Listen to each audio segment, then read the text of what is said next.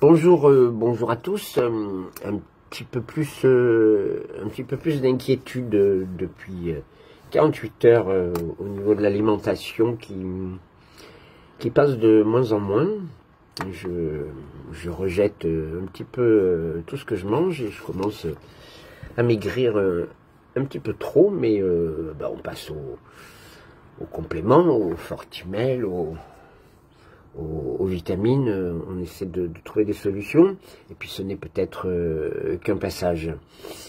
Il y a quelques personnes qui, pas des masses, hein, mais qui laissent des messages où ils ont du mal à croire à ce que je raconte dans cette série YouTube et dans la démarche.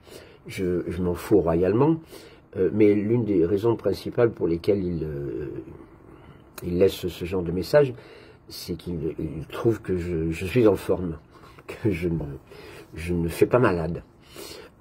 Alors, c'est une des raisons aussi, je vais vous en parler, et ce sera le thème de cet épisode.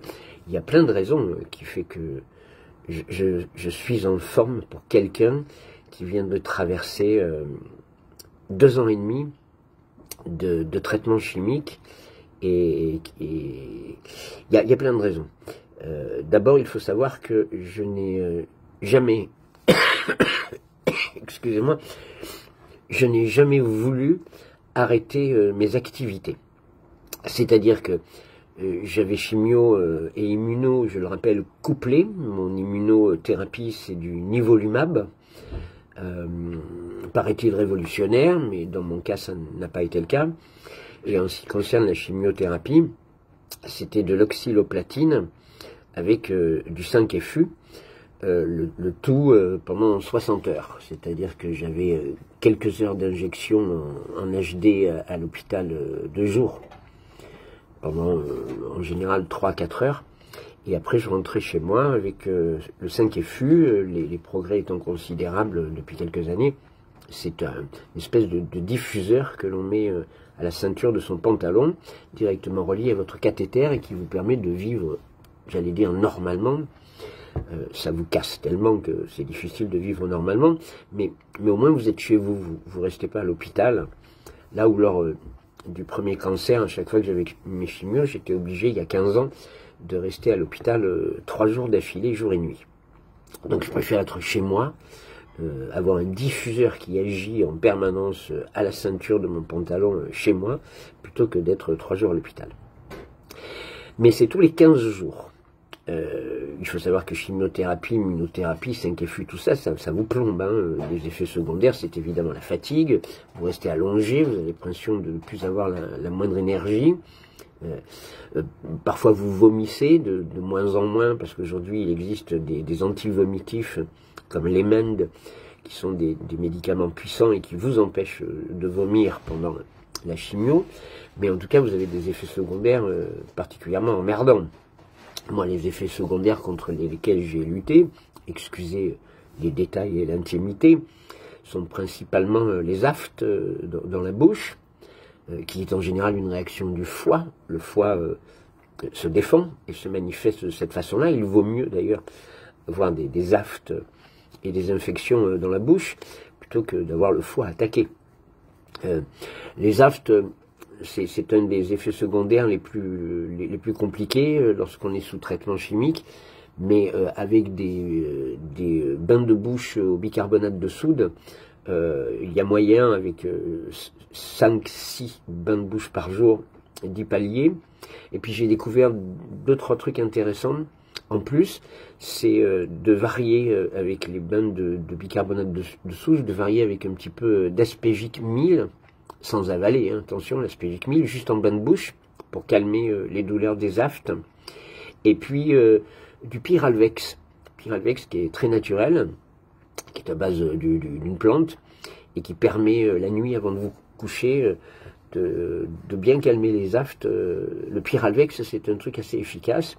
Et puis il y a l'argile verte aussi. Mettre de l'argile verte, faire fondre de l'argile verte dans de l'eau et faire un bain de bouche à l'argile verte peut être très utile. C'est l'un des effets secondaires les plus chiants, les aftes. ça revient tout le temps, c'est de pire en pire, ça vous empêche de manger, ça fait mal. Il existe un gel gingival qui vous permet de calmer et d'endormir les aftes aussi.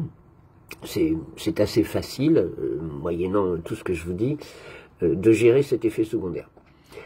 L'autre effet secondaire plus compliqué, c'est les hémorroïdes, l'arrivée d'hémorroïdes, l'arrivée de complications lorsque vous êtes aux toilettes. Ça, c'est un petit peu compliqué à gérer. Je ne vais pas rentrer dans l'intimité, mais il existe aussi des crèmes et des traitements pour éviter ça. Et il y a un effet absolument impossible à éviter qui devient de pire en pire au fil du nombre de chimiothérapies, surtout avec l'oscilloplatine que vous avez. Et là, il est absolument impossible de le traiter. C'est des aiguilles, l'impression d'avoir des aiguilles dans les extrémités, dans les mains, dans les pieds, dans les oreilles, le nez. Quelque chose qui vous lance comme si vous étiez électrifié, comme si à chaque fois que vous touchiez quelque chose, vous aviez une décharge électrique. Et moi, il m'est arrivé de me retrouver dans des situations compliquées avec ça. J'ai été obligé d'acheter des gants chauffants, des gants électriques pour me chauffer les mains, de manière à ce que ça passe, mais ça n'a pas été, ça m'a été parfois utile. Il m'est arrivé de me retrouver dans une situation de ne pas pouvoir prendre les clés de chez moi. C'est-à-dire que ça me faisait tellement mal au bout des doigts que les clés tombaient et que je n'arrivais pas à insérer les clés dans la serrure de mon appartement pour rentrer chez moi. Le froid, dès qu'il faisait froid, c'était terrible, tout revenait. L'hiver était terrible pour cet effet secondaire-là. Celui-là, il est surveillé par les médecins. Moi, il est devenu un petit peu trop conséquent et on m'a réduit l'oxyloplatine en chimiothérapie, tellement cet effet secondaire me causait un problème. Il y a des gens qui en arrivent à ne plus pouvoir mettre leurs chaussures tellement ils ont mal aux extrémités des doigts de pied et qui n'arrivent plus à marcher à cause de cet effet secondaire. L'autre effet secondaire qui arrive, c'est les cheveux. Et alors moi, il se trouve que je me suis retrouvé dans une situation où je n'ai absolument pas perdu mes cheveux. Voilà. Alors, on m'a dit que le traitement que je prenais ne favorisait pas la perte des cheveux. C'est possible, tout le monde n'est pas réceptif de la même façon au traitement. Mais moi, il y a plusieurs raisons pour lesquelles je n'ai eu que les effets secondaires dont je vous ai parlé, et pas d'autres, à part quelques éruptions cutanées, des furoncles, des conneries comme ça, excusez encore les détails. Mais c'est que, comme je vous le disais tout à l'heure, je suis toujours resté en activité. Non seulement je suis toujours resté en activité, mais j'ai fait de l'acupuncture et j'ai décidé par l'acupuncture, il existe en acupuncture, l'acupuncture permet de gérer les effets secondaires des chimiothérapies. Et je prenais ma chimiothérapie, mon traitement, mes 60 heures, je prenais en sandwich. C'est-à-dire que quand je savais que j'avais une séance qui allait commencer, genre c'est en général le lundi, du lundi au mercredi, mon traitement, le vendredi, j'étais en acupuncture pour préparer mon corps à l'effet secondaire, aux effets secondaires, et le jeudi, quand ma chimiothérapie était terminée, je refaisais une séance d'acupuncture pour éviter aux effets secondaires de se mettre en place. Alors, j'en ai quand même eu des effets secondaires, mais je les ai énormément atténués, voire je les ai entièrement gérés par l'acupuncture, en faisant une séance avant mon traitement et une séance après mon traitement, ce qui faisait 4 séances par mois. Ça, je sais que ça a été très très très utile pour les effets secondaires. Ensuite, quand je disais que j'arrêtais pas mes activités, c'est parce que j'ai la chance de travailler dans l'humour. J'ai la chance d'être dans le spectacle vivant, de former des humoristes et de travailler dans l'humour et de présenter des spectacles d'humour tout le temps. C'est-à-dire d'être en contact avec le public, avec le rire, avec les humoristes. Et j'ai d'ailleurs témoigné dans un documentaire sur Arte qui est passé en début d'année, en janvier, et qui existe peut-être encore, qui s'appelle « L'humour, une drôle de guérison ». Je témoigne d'ailleurs avec notre école de l'humour à quel point le rire peut guérir. Et je sais que lors des 9 premiers mois de ma maladie, quand ce cancer du cardia est arrivé, métastasé dans l'os, en 9 mois, si j'ai réussi à dégager totalement et la tumeur et la métastase, c'est en grande partie parce que j'ai continué mes cours à l'école de l'humour, que j'ai été sur scène, que je n'ai pas arrêté de travailler, et que par l'acupuncture et les petits trucs, les accompagnements, évidemment, le moral, j'ai réussi à tenir le coup pendant 9 mois sans aucun problème, et à faire tout partir. Parce que j'étais dans le rire, dans la joie, rien ne s'arrêtait. Évidemment, les quelques moments où j'étais trop fatigué, j'étais remplacé par mes complices et les amis et toute l'équipe qui m'entoure au sein de l'école de l'humour. Évidemment que tout le monde était solidaire et je ne travaille, je ne suis entouré que d'amis de longue date et en qui j'ai une confiance infinie, ils me l'ont prouvé. Et je ne les remercierai jamais assez. Donc, il y a eu ça déjà, le fait de ne pas se laisser abattre, de continuer l'emploi du temps tel qu'il était prévu, de continuer tout ce qui était prévu et de trouver moyen que les effets secondaires ne m'affaiblissent pas et m'empêchent de faire tout ce qui était prévu. Lorsque... Pardon, excusez-moi, de temps en temps, j'ai des quintes de toux et qui sont assez pénibles, je vous ai dit, un peu comme une coqueluche qui intervient, mais ce n'est que passager. Je ne suis pas en train de mourir devant la vidéo. Lorsque le cancer est revenu de façon plus violente, c'est-à-dire qu'il s'est multimétastasé, j'ai continué absolument tous mes traitements acupuncture. J'ai aussi décidé de ne pas arrêter mes activités. Je me suis fait remplacer peut-être un petit peu plus souvent parce que le nombre de chimiothérapies commençait à s'accumuler et au bout d'un moment, le corps fatigue. Alors, je suis plutôt un adepte de la marche nordique. Très souvent, le matin, je faisais de la marche nordique avec des bâtons pendant 1 heure, 5 à 6 km. De toute façon, il est recommandé de faire 5 km de marche par jour. C'est l'équivalent d'une chimiothérapie, 5 km de marche par jour. C'est important pour le cœur et pour le corps, pour le cardiaque. Mais il est évident que l'accumulation de traitements chimiques finit par fatiguer le corps et par abîmer le corps.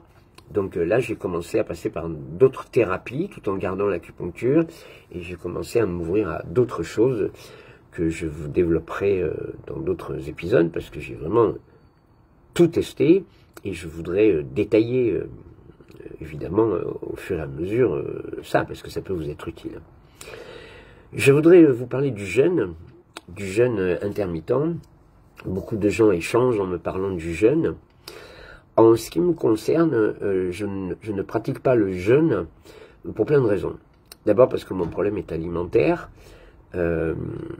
J'ai un cancer du cardiaque qui peut empêcher les aliments de descendre dans l'estomac. J'ai été dans une situation où je n'ai pas pu manger, où j'ai perdu presque 20 kilos en 10 jours et où j'ai été nourri par cathéter en nourriture liquide pendant 3 mois. La nourriture, l'alimentation nécessite que notre corps récupère un certain nombre de calories, un certain nombre de protéines, un certain nombre de lipides, de glucides et tout dans la journée, et tout est calculé naturellement. Notre corps a besoin d'un maximum de vitamines pour tenir, et cela chaque jour. Le jeûne permet d'avoir une alimentation qui fait maigrir évidemment le corps et qui ne donne pas toutes les calories nécessaires, mais il se calcule. C'est-à-dire qu'on ne fait pas un jeûne sans être suivi, sans être hospitalisé, et comme chaque cancer, chaque maladie est différente, et que chaque individu a une réception différente par rapport à cette maladie, on ne peut pas engager un jeûne comme ça. C'est pas parce qu'on s'arrête 3 jours de manger que tout d'un coup on va guérir. Absolument pas. Les jeûnes intermittents et les pratiques de jeûne les plus positives et sur lesquelles tout le monde sont en train de se tourner se retrouvent dans les hôpitaux en Allemagne. Et effectivement, en Allemagne, il y a tout un procédé de jeûne qui est en train de se développer et qui montre une efficacité pour remettre le corps en route à travers de nouveaux fonctionnements, mais ce sont des gens qui sont hospitalisés pendant 15 jours à 3 semaines et qui sont suivis régulièrement par des médecins. Moi, personnellement, je n'ai pas l'occasion d'aller passer 15 jours ou 3 semaines dans un hôpital en Allemagne, suivi régulièrement pour ce genre de choses. Ça ne se présente pas à moi, ça ne fait pas partie des choses qui sont en route pour moi. Et si je le pouvais, si je le voulais, ce serait administrativement pas si simple que cela. Ça s'organise, c'est à l'avance, enfin, ça se fait pas en claquant des doigts, quoi. Voilà. Et je le répète, je continue en plus encore et toujours mes activités. J'y tiens absolument. J'ai un emploi du temps, des contrats honorés, parce que l'humour et le spectacle vivant sont des choses qui me font du bien à moi. Donc je n'ai pas envisagé de jeunes intermittents, médicalisés, évidemment, et non médicalisés, c'est hors de question, car je connais les problèmes de l'alimentation et je connais les problèmes que le corps peut rencontrer s'il n'a pas le taux nécessaire quotidien pour tenir, pour ne pas être fatigué. S'ajoute à ça le sommeil, bien entendu. Le sommeil fait partie des choses compliquées à gérer lorsque vous savez que vous êtes atteint d'une maladie compliquée, et encore plus dans mon cas quand on vous annonce que vous risquez d'y passer dans quelques mois. Dormir, ça, c'est bien compliqué.